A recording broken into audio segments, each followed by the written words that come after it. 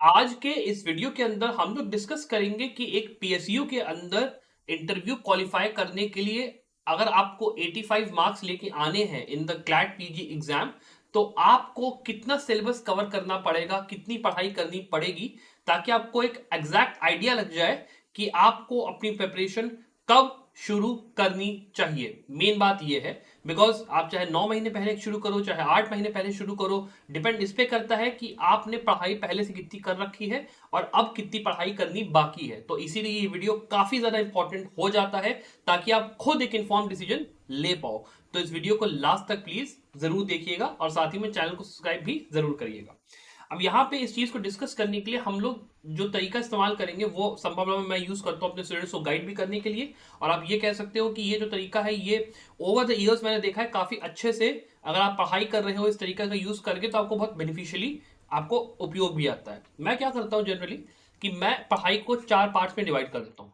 यहाँ पे पहला पार्ट होता है कॉन्स्टिट्यूशनल लॉ के जो सब्जेक्ट्स होते हैं उसका, फिर आपके होते हैं क्रिमिनल लॉ के सब्जेक्ट्स उसका, फिर आपके जो आपका बिजनेस लॉज होते हैं या कमर्शियल लॉ उसको बोलो उसके, और उसके बाद लास्ट में आपके जो मिसलेनियस सब्जेक्ट्स होते हैं जिसमें ज्यूरिस्प्रूडेंस इंटरनेशनल लॉ सब आता है वो।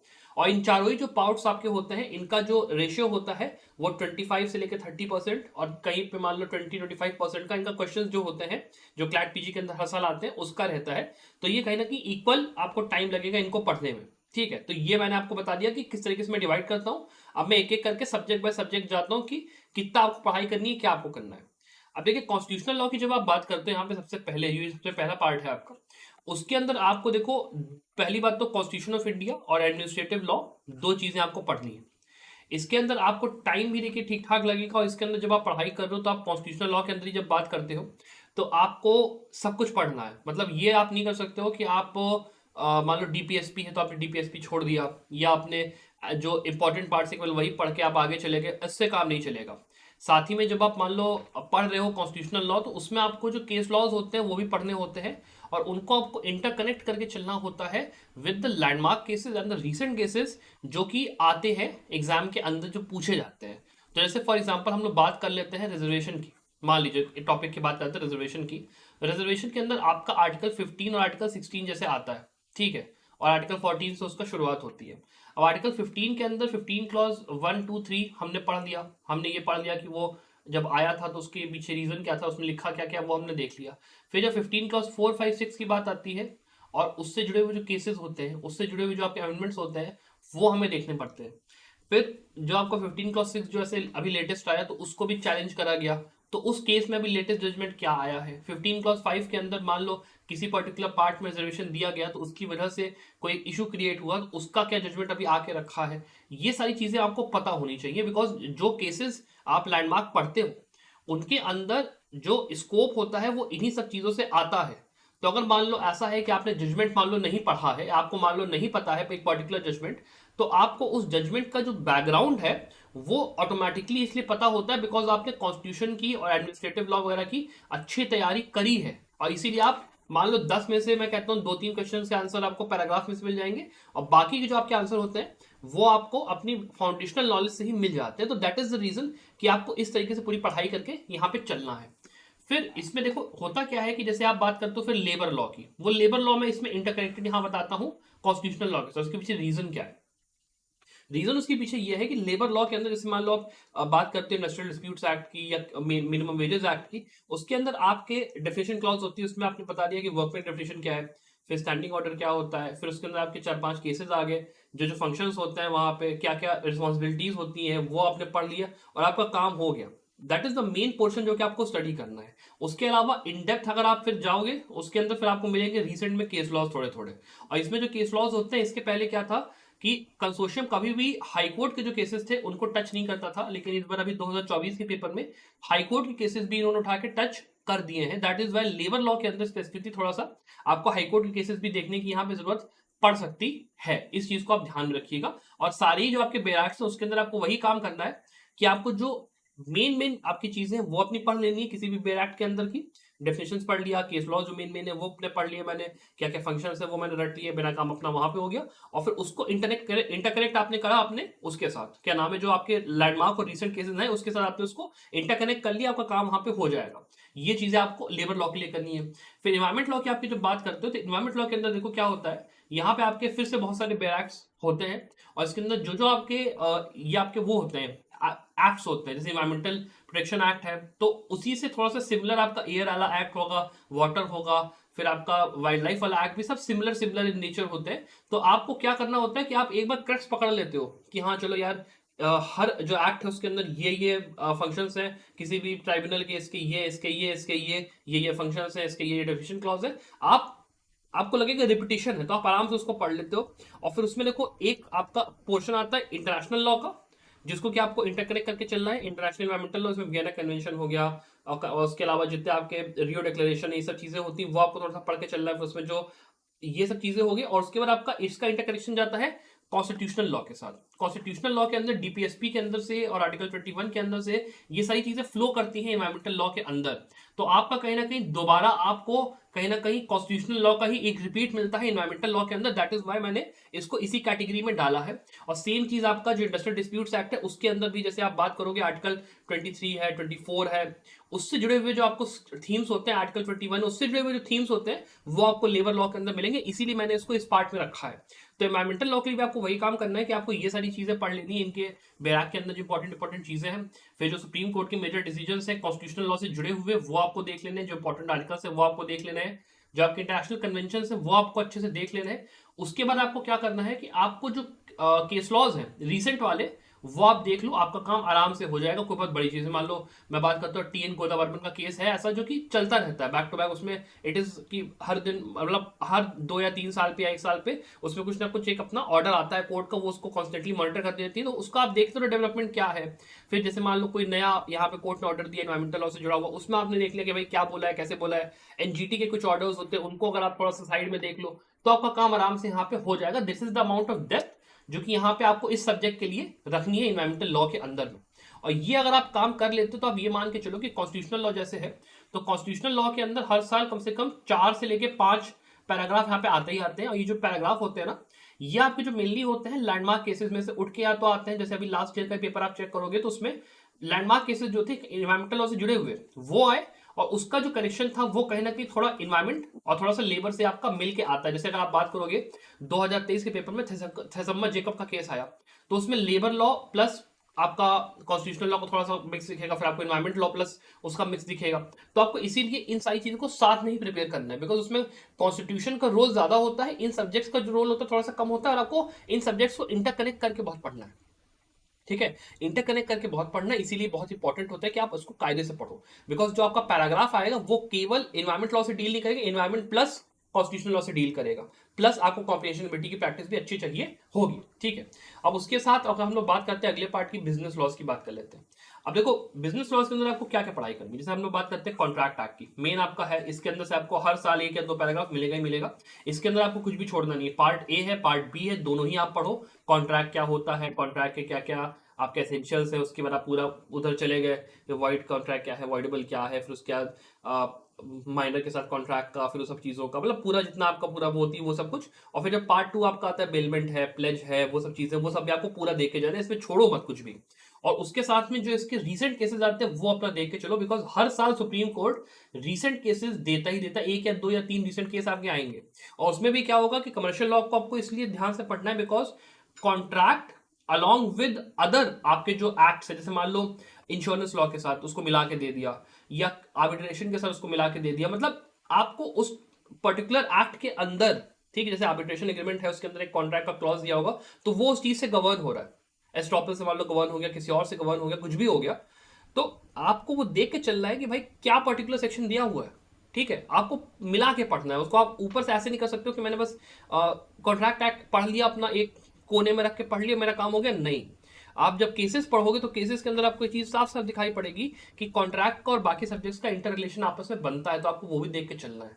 ठीक है, तो ये सारे सब्जेक्ट्स आपके बिजनेस लॉज के अंदर ही आपको मिलकर कहीं ना कहीं आपको पढ़ने हैं। तो इस चीज का ध्यान रखिए कि जब आप कॉन्ट्रैक्ट पढ़ रहे हो पार्ट ए, पार्ट बी को आपने कायदे से पढ़ा, फिर रीसेंट केसेस में जब आप आओगे तो रीसेंट केसेस में इसका ध्यान रखना कि 2020 से लेकर 2024 तक के जितने रीसेंट केस है आप उनको सबको पढ़ो। ठीक है, ये मेरा रिकमेंडेशन है, बिकॉज ये लोग पुराने पुराने केस पे भी जाते हैं, और ये कब कभी मन करता है तो और पुराने केस पे चले जाते हैं।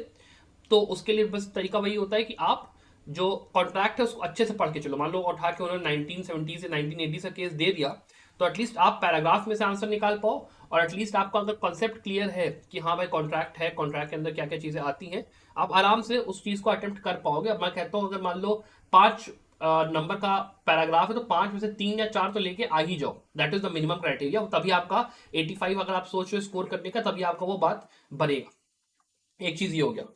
फिर हम लोग बात करते हैं कंपनीज एक्ट की। अब देखो कंपनीज एक्ट कई लोगों को बहुत ज्यादा कठिन लगता है, जिन लोगों का खुद का अपना वो वाला जो आपका बिजनेस लॉस का अपना जो एक वो होता है आपका, आप कह सकते हो कि जो ऑनर्स होता है बिजनेस लॉ में, सॉरी मैं याद नहीं कर पाया था, बिजनेस लॉ का जो ऑनर्स होता है, अगर वो आपके पास होता है तो आपके लिए कंपनी एक्ट को पढ़ना आसान होता है। लेकिन जो ये चीज कठिन बनती है वो इसलिए बनती है बिकॉज इट इज समथिंग जो कि आप रिलेट नहीं कर पाते हो इन जनरल। आपको कंपनी क्या है, मेमोरेंडम एसोसिएशन क्या होता है, आर्टिकल एसोसिएशन क्या होता है, फिर डायरेक्टर्स कौन होते हैं, फिर उसके अंदर शेयर होल्डर्स कौन होते हैं, उनकी पावर्स कैसे आपस में डिस्ट्रीब्यूट होती हैं, उनका क्या क्या फंक्शन होता है, डायरेक्टर्स क्या क्या फंक्शन होता है, फिर किस तरीके से मान लो डिसोल्यूशन ऑफ कंपनी हो रहा है, वाइंडिंग अप ऑफ कंपनी हो रहा है, वो किस तरीके से हो रहा है, सब चीज़ों का आपको पढ़ के जाना है। तो दीज थिंग्स आर समथिंग जो कि आपको बैराक में जाके एक एक लाइन बाय लाइन अंडरस्टैंड करके आपको चलना है, बिकॉज ये सब चीजें फ्लो करती कहानी की तरह होती है एकदम आपकी कंपनी से, अगर आप पढ़ने जा रहे हो। तो मेरा यहाँ पे आपको रिकमेंडेशन ये रहेगा, जब आप कंपनी की तैयारी कर रहे हो, जब आप पढ़ाई कर रहे हो, तो आप इसको ऐसे लेके चलो कि आप पहले उसमें जाओ और आप पहले उसके बेसिक कंसेप्ट समझ लो, और कंसेप्ट समझने के बाद फिर बैराक के अंदर अच्छे से जाके इन डीप उसकी डेप्थ में स्टडी करो, तो आपको थोड़ा सा आसान पड़ेगा कि कैसे मुझे क्या करना है। और उसमें डेप्थ जो आपको रखनी है वो ये है कि आपको सारे के सारे जो मेजर सेक्शन है वो आपको पता होना चाहिए। कई इसमें ऐसे सेक्शन भी आते हैं जो कि फालतू होते हैं, तो आपको फालतू सेक्शन से ज्यादा मतलब नहीं, मेजर सेक्शन जो है आपका, जो मेजर टॉपिक्स हैं आपको वो आपके पढ़ लेने हैं। उसके बाद में जो आपके केस लॉज इसमें आते हैं, जैसे मान लो अभी टाटा वर्सेस साइरस मिस्त्री वाला केस था, वो आपका इंपॉर्टेंट हो गया। इसके अलावा जो लैंडमार्क केसेस आते हैं वो आपके इंपॉर्टेंट होते हैं, वो आप देख लो, आपका काम हो जाएगा। आपको एनसीएलटी और आपके बाकी जो ट्राइब्यूनल्स है उसमें आपको जाने की जरूरत नहीं है। आप केवल सुप्रीम कोर्ट के केसेस पे फोकस करो, हाई कोर्ट पे भी उतना फोकस करने की जरूरत नहीं है, आपका काम कंपनीज एक्ट के अंदर भी हो जाएगा। फिर हम लोग बात करते हैं इसके अलावा, जैसे इंडियन कॉन्ट्रैक्ट एक्ट है। इंडियन कॉन्ट्रैक्ट एक्ट होता है जो, उसके साथ ही में आपका स्पेसिफिक लीफ एक्ट हो गया, कंज्यूमर प्रोटेक्शन वगैरह, ये आपका टॉर्ट्स के साथ मिला के होता है, पार्टनरशिप हो गया, ये सब आप साथ ही में पढ़ो। बिकॉज जब हम लोग कॉलेज में भी होता है तो हम लोग को बैक टू बैक सेमेस्टर्स के अंदर इंडियन कॉन्ट्रैक्ट एक्ट, टॉर्ट्स और ये सब चीजें मिला के साथ ही पढ़ाई जाती है। तो अगर आप उसको साथ में पढ़ोगे तो आपके लिए कहीं ना कहीं कवर अप उसको कर पाना आसान होगा, बिकॉज काफी हद तक जो प्रोविजंस होते हैं वो रिपीट यहाँ पे होते हैं और एक नेक्सस बना होता है पूरी सारी चीजों में। तो जब आप पढ़ाई कर रहे हो तो आप sales of goods act, specific leaf act, consumer protection act, partnership act, motor vehicles act, competition act, ये सब एक साथ ही पढ़ लो, आपका काम हो जाएगा। एनआई एक्ट भी उसी में मिला के पढ़ लो, आपका काम यहाँ पे हो जाएगा टॉर्ट्स के साथ मिला के। मैंने इसे मेंशन नहीं करा टॉर्ट्स को, लेकिन टॉर्ट्स को भी इसी में मिला के आप पढ़ना। बिजनेस लॉ का वैसे वो पार्ट माना नहीं जाएगा, लेकिन कहीं ना कहीं सिविल लॉ का पार्ट आप उसको कह सकते हो, तो फिर आप उसके अंदर इसको पढ़ाई करके खत्म कर सकते हो, that is up to you. अब उसके अंदर भी जब आप डेप्थ की बात करते हो तो देखो, स्पेसिफिक लीफ एक्ट के अंदर डेप्थ में जाओ, सेल्स गुड्स एक्ट के अंदर जो कोर कोर कॉन्सेप्ट है उसमें डेप्थ में जाओ, पार्टनरशिप एक्ट के साथ भी सेम खेल है आपका, मोटर व्हीकल एक्ट के साथ भी सेम खेल है। और इनमें देखो करना क्या होता है, इसमें जो आपके रीसेंट केसेस होते हैं ना, उनमें आपको जरा फोकस रखना है। जैसे इनके भी लैंडमार्क केसेस अपने खुद के होंगे, जैसे मान लो लेबर लॉ है, उसके भी अपने लैंडमार्क केसेस खुद के हैं, वो आपने पढ़ लिया, ठीक है, वो आपको पता है। उसके बाद जो इसके अंदर में आपके रीसेंट केसेस है उनको आप कायदे से देखो, कि आप कोशिश करो कि 2023 2024 के रीसेंट और 2022 तक भी अगर आप चले जाओ ना तो थोड़ा सा अच्छा रहेगा। तो नंबर ऑफ केसेस में मानता हूं आपके इंक्रीज हो जाएंगे थोड़ा इन सब्जेक्ट्स के लिए, लेकिन आपका जो एक वो होगा ना, एक विजन कि हाँ चलो ठीक है, मुझे ये पता है कि ये टॉपिक से ज्यादा चांस है एक अच्छा क्वेश्चन उठ के आने का, बिकॉज मैंने रीसेंट केसेस ये वाले इस पर्टिकुलर टॉपिक के सारे इनके सब्जेक्ट से पढ़ लिए हैं, तो वो आपको काफी आसानी देगा। और बाकी अगर आपका कोर अच्छे से तैयार है तो आपको होगी नहीं दिक्कत यहाँ पे उसको प्रिपेयर करने में। और एक बात समझ के चलना कि अगर आपने ये सब्जेक्ट जो मैंने अभी कॉन्स्टिट्यूशन बताया और आपको ये बताया, अगर आपने इसको पहले से प्रिपेयर नहीं करा है तो इसको प्रिपेयर करने में आपको टाइम बहुत गजब का लगने वाला है, ये आप जान के चलना। It will take a lot of time. तो मेरी प्रिपरेशन के लिए एक मेरी आपकी सलाह होगी, अगर आप मेरी मानो कि आप प्रिपरेशन अभी से करना शुरू करो। और अगर आप प्रिपेयर कर रहे हो तो आप हमारा कंप्लीट प्रिपरेशन कोर्स ज्वाइन कर सकते हो, जिसके अंदर हम लोग आपको पूरा क्लैट पीजी का सिलेबस वीडियो लेक्चर फॉर्मेट में कंप्लीट करके देते हैं, अलॉन्ग विद इसके जो नोट्स होते हैं जो कि आपको रेफर करने की जरूरत पड़ेगी आफ्टर वॉचिंग द लेक्चर्स, वो भी रहेंगे। साथ में इसके जो आपके केस लॉज वो आपके रिसेंट हो चाहे लैंडमार्क हो, आपके लिए उसको भी रेफरेंस के लिए हम लोग वहां पर पूरा देंगे, पूरा इंटरकनेक्ट करके आपको वीडियो लेक्चर फॉर्मेट में पढ़ाएंगे, फिर उसके नोट्स भी रहेंगे। फिर साथ में आपको एक कॉम्प्रिहेंसिव पूरी मॉक टेस्ट की सीरीज रही जहां पे 50 मॉक पेपर्स टोटल होंगे हर फॉर्मेट के ऊपर, चाहे आपका 12-10 का हो, 24-5 का हो, 20-6 का हो, सारे फॉर्मेट्स इसके अंदर हम लोग कंप्लीट आपको फॉलो करके देंगे along with 100 subject wise mock papers, जो आपके एक एक सब्जेक्ट जो आपका है, जो कि आपको प्रैक्टिस करनी है आफ्टर रीडिंग द सब्जेक्ट, वो आपका रहेगा। फिर इसके अंदर आपको केस लॉ समरीज के अंदर भी पूरा पूरा हम लोग आपको बताएंगे कौन सा पढ़ना है, क्या पढ़ना है, साथ में मैं खुद भी वहां पे रहूंगा आपके मेंटोरशिप के लिए। तो अगर आपको ज्वाइन करना है स्टूडेंट्स, 5499 में आप इस कोर्स को ज्वाइन कर सकते हो। और ये आपको जो ऑफर है ये अभी संडे तक, इस बार 17 तारीख तक रहेगा, तो अगर आपको ज्वाइन करना है डेफिनेटली इसको देख सकते हो। इसके बाद हम लोग बात कर लेते हैं यहाँ पे क्रिमिनल लॉ के पार्ट के बारे में, कि इसके अंदर आप जो पढ़ाई करने जा रहे हो, तो देखो आपका 3 जो मेन सब्जेक्ट होता है वो आपका आईपीसी, सीआरपीसी, एविडेंस आपको पता है कि होता है। अब इसके अंदर जो चेंजेस हैं वो ये है कि इसके अंदर भारतीय न्याय संहिता, भारतीय न्याय सुरक्षा संहिता, ये सब कुछ इसमें चेंज यहाँ पे ला दिया है 2024 जुलाई में। अभी ये इन्फोर्स भी अपना हो जाएगा 1 तारीख से। और क्लैट के एग्जाम में भी जहां तक नोटिफाई हो कि यही जो आपके नए वाले एक्ट्स हैं वो आने वाले हैं। आपको जब पढ़ाई करनी है तो आपको इस बात का ध्यान देना है, खास करके जो नए यहाँ पे ऐड हुए हैं इंस्टीट्यूट्स के जो पॉइंट्स हैं, नए नए जो आपके पॉइंट्स ऐड हुए हैं, उनको आपको अच्छे से करके जाना। Number 1 is that. उसके अलावा जो आपके कोर कॉन्सेप्ट्स रहते हैं वो आपके पूरे पूरे सेम रहेंगे, ऐसा कुछ चेंज नहीं होगा। थेफ्ट में मान लो चेंज हो गया, ये जनरल एक्सेप्शंस में कुछ चेंज हो गया, ऐसा कुछ नहीं होगा। आपको बस कोर कॉन्सेप्ट जो है उसको रट लेना है, और उसके साथ में जो उसका सेक्शन है नया वाला, उसको आपको नोट करते हुए चलना है। और दोनों चीजों को साइड में रखिए, जो पुराना वाला है, जो नया वाला है। अगर आपने बिल्कुल शुरुआत से अगर आप पढ़ाई करो तो आपके लिए थोड़ा सा पढ़ाई करना आसान होगा, कि मान लो कॉलेज में मैंने पढ़ा, अब मैं दोबारा पढ़ रहा हूँ, तो मैंने हो सकता है कोविड में पढ़ा हो तो मेरे लिए उतना मतलब मुझे नहीं समझ में आया, ठीक है। फिर जब मैं दोबारा इसको पढ़ रहा हूँ, तो जब मैं दोबारा से इसको पढ़ूंगा तो मेरे को आसानी से इसको समझ में आएगा। तो वो चीज कहने की आपके बेनिफिट में काम आ सकती है अगर आप फ्रॉम स्क्रैच तैयारी कर रहे हो, पीएसयूज के लिए कर रहे हो, तो उस पॉइंट ऑफ व्यू से।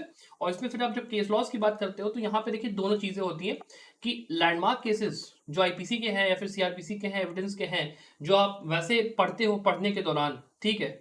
जैसे अगर आप बात करते हो कि मर्डर में आपको पढ़ना ही पढ़ना है कि केएन नानावती में क्या हुआ था, उसके एक्सेप्शंस किस तरीके के थे, वो सब चीजें जितनी है, ये सब छोटी छोटी चीजें रहती हैं, ये आपको पढ़ने ही पढ़ने पुराने वाले।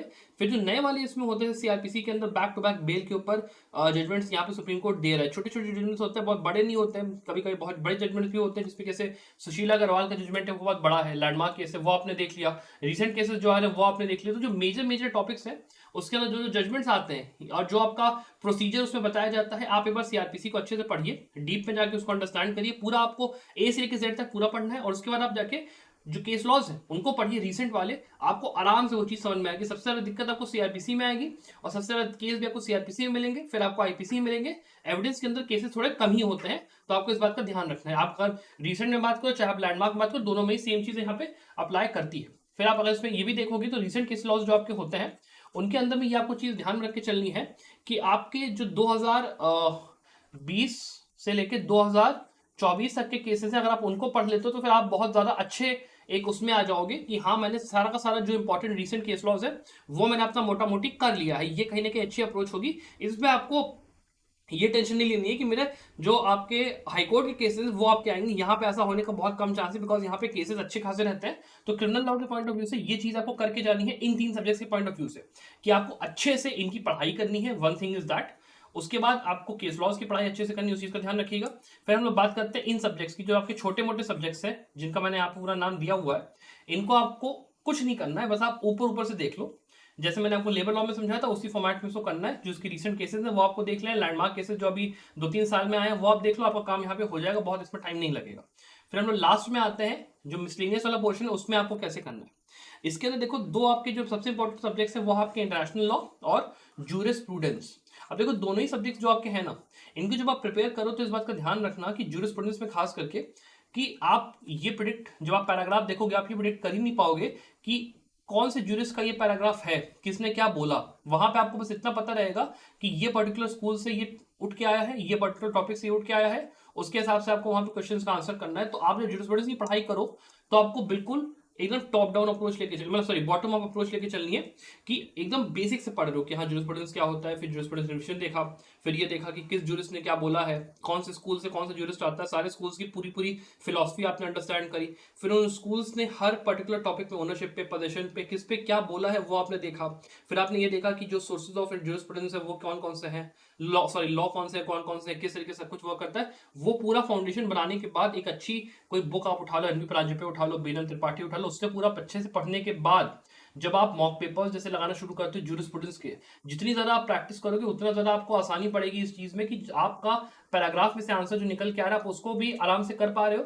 और इसके बाद हम लोग बात करते हैं इंटरनेशनल लॉ। इंटरनेशनल लॉ के अंदर इस बात का ध्यान रखना आप कि इंटरनेशनल लॉ में जो आपका पोर्शन है वो दो में डिवाइडेड है। प्राइवेट इंटरनेशनल लॉ अलग आएगा, आपका पब्लिक इंटरनेशनल अलग जाएगा। तो वहां पे आपको जब पढ़ाई करनी है तो इस बात को मेक श्योर करना है कि आप जब रेफ्यूजी लॉ पढ़ रहे हो, आप एक्सट्रेडिशन पढ़ रहे हो, असाइलम पढ़ रहे हो, वो आप अच्छे से पढ़ो। फिर आप जब पब्लिक इंटरनेशनल लॉ पढ़ रहे हो तो उसके अंदर आप जो यूएन की बॉडीज होते हैं वो आप देख रहे हो, बाकी चीजें आप देख रहे हो। और फिर जो इसका इंटरकनेक्शन है विद अदर लॉज, जैसे मान लो इन्वायरमेंट लॉ के साथ कनेक्शन है इंटरनेशनल लॉ का, वो आपको अच्छे से लेके चलना है। इसका कनेक्शन जो आपका है इंटेलेक्चुअल प्रॉपर्टी राइट्स के साथ, कंपटीशन लॉ के साथ, वो आपको देके चलना है। तो ये जितने international trade law, international environmental law, ये सब आपको देके चलने, इनका इंटरकनेक्शन कैसे जा रहा है। फिर आपके यूडीएचआर जैसे कॉन्स्टिट्यूशन के साथ कनेक्शन क्या है वो आपको देके चलना है। फिर ये जितनी चीजें हैं ये इंटरकनेक्ट जब आप पढ़ते हो, फिर इसके साथ जब आपके रिसेंट में जो आपके नए नए आपके टॉपिक्स आते रहते हैं, जैसे मान लो जैसे भी आप रिसेंट में देखोगे रशिया यूक्रेन वॉर के ऊपर 2 बार पैराग्राफ बैक टू बैक यहाँ पे आया। उसके बाद अभी म्यांमार जो आपका वाला कॉन्फ्लिक्ट था उसके ऊपर इन्होंने पैराग्राफ उठा के दे दिया। तो इन सब चीजों को आपको देखते रहना है, चलते रहना है, तभी आपका काम यहाँ पे इंटरनेशनल लॉ में बनेगा कि you just don't have to study की बेसिक्स मेरे क्या है, आपको उसके लिए बिल्कुल डेप्थ में जाके अच्छे से पढ़ाई करनी पड़ेगी, तभी आपका काम यहाँ पे चलेगा। फिर उसके बाद हम लोग बात करते हैं हिंदू लॉ और मुस्लिम लॉ के केस में। यहाँ पे भी इस बात का ध्यान रखिएगा कि आपको पूरी पढ़ाई करनी है। ये नहीं होगा कि आप केवल हिंदू लॉ के अंदर जो बेसिक बेसिक चीजें वो आपने देख ली, नहीं, आप जाइए डेप्थ में उतरिए। वहां पे एक एक जो आपका पॉइंट है कि हाँ हिंदू लॉ में जैसे आपने हिंदू मैरिज एक्ट पकड़ा तो हिंदू मैरिज एक्ट क्या है, फिर हिंदू मैरिज एक्ट के अंदर what are the mentions of Hindu law. फिर उसके बाद आपने धीरे धीरे नीचे जाते गए, फिर डिवोर्स के अंदर क्या होता है, डेस्टिट्यूशन ऑफ मैरिज क्या होती है, सक्सेशन एक्ट में उतरे, वहां पे भी आपने पूरा देखा, जो पूरी मैथमेटिक्स होती है वो आपने समझा। तो फिर जब पूरे डेप्थ में आप पढ़ोगे और उसके साथ जब रिसेंट केसेस पढ़ोगे, लैंडमार्क केसेस जो उसके आए हुए हैं वो पढ़ोगे, विनीता शर्मा राकेश शर्मा का लैंडमार्क केस है वो क्या है, और उसके साथ में जो उसके लैंडमार्क केसेस है वो क्या है। जैसे मान लो सक्सेशन की बात करें, सक्सेशन के अंदर कौन कौन से केसेस आ रखे हैं which led up to Vinita Sharma Rakesh Sharma, वो आपको पता होना चाहिए और ये हर टॉपिक में आपको वर्क करेगा। साथ में आपको यहाँ पे हाईकोर्ट के भी जो रिसेंट जजमेंट्स होते हैं कि आपको लाइव लॉ में उतर के अगर आपको देखना है तो वो आपको भी करके चलना पड़ेगा, तभी आपका बात बनेगा यहाँ पे इसके पॉइंट ऑफ व्यू से कि आपको हिंदू लॉ मुस्लिम लॉ दोनों में ही क्या क्या करके चलना है। जैसे अभी यूसीसी का मान लो इम्प्लीमेंटेशन अभी सरकार ने मान लो कर दिया था बीच, आपको वो भी देख के चलना है। फिर मतलब हर चीज जो आपका यहाँ पे रिसेंट में हो सकती है वो आपको देख के चलना है, जो जो अमेंडमेंट्स आए हैं वो आपको देख के चलने हैं, और जो आपका कोर्स का सब्जेक्ट है वो भी आपको अच्छे से करके चलना है।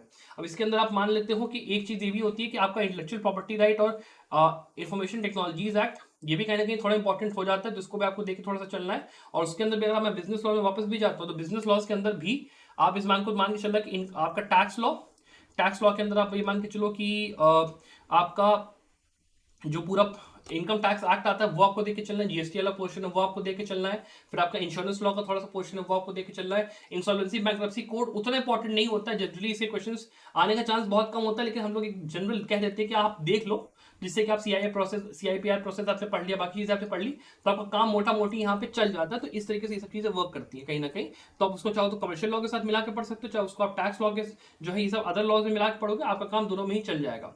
अब आई थिंक सो इसके थ्रू मैंने मोटा मोटी ये एक्सप्लेन कर दिया है कि आपको जो पढ़ाई है इन डेप्थ जाके पर सब्जेक्ट्स में कितनी करनी है।